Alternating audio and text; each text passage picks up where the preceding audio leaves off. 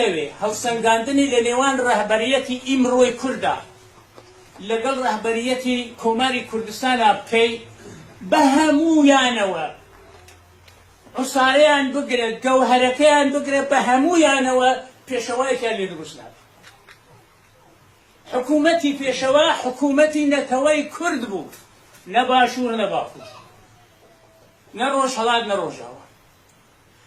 حکوومەتی پێشەوا لەسەر یەکگرتووی خاکی کوردستان و گەلی کوردستان و دەسەڵاتی کوردی. ئەگەر لە بیرمان نەچوو بێ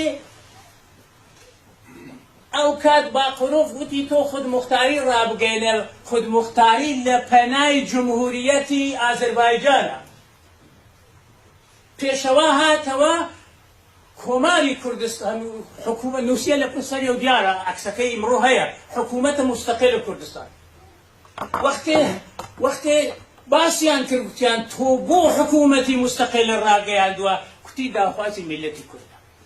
کورد ئەوەی ویستووە، خەڵکەکەم ئەوەی ویستووە، منیش خزمەتکاری خەڵکەکەمم ڕامگەیاندووە، هی من نییە، ویستی خەڵکەکەی.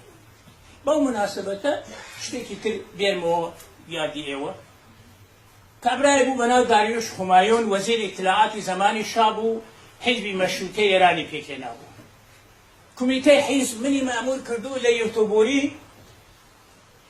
9 جەریانی سیاسی کۆنفرانسێکی دوو ڕۆژە بوو، نزیک 1000 کەسی لێ بوو. ئەمن باسم کرد کە کۆماری ئیسلامی چی با ڕۆژهەڵاتی کوردستان کردەوە، چۆن هێرشی کردەوە، چۆن فتوای جەهادی داوە. ئەو دەستی بەرزە و کردوتی دوکتۆر خەلێقی ئێمە یەک نەفەرمان کوشت، جا حیسابی بکە لەگەڵ جمهوری ئیسلامی ئەبزات چی کردووە بە ئێوە.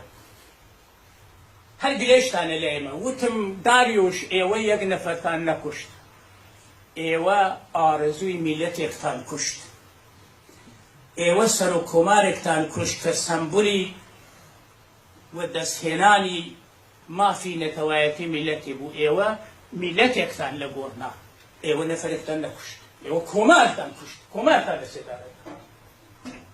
جا هەر بۆیە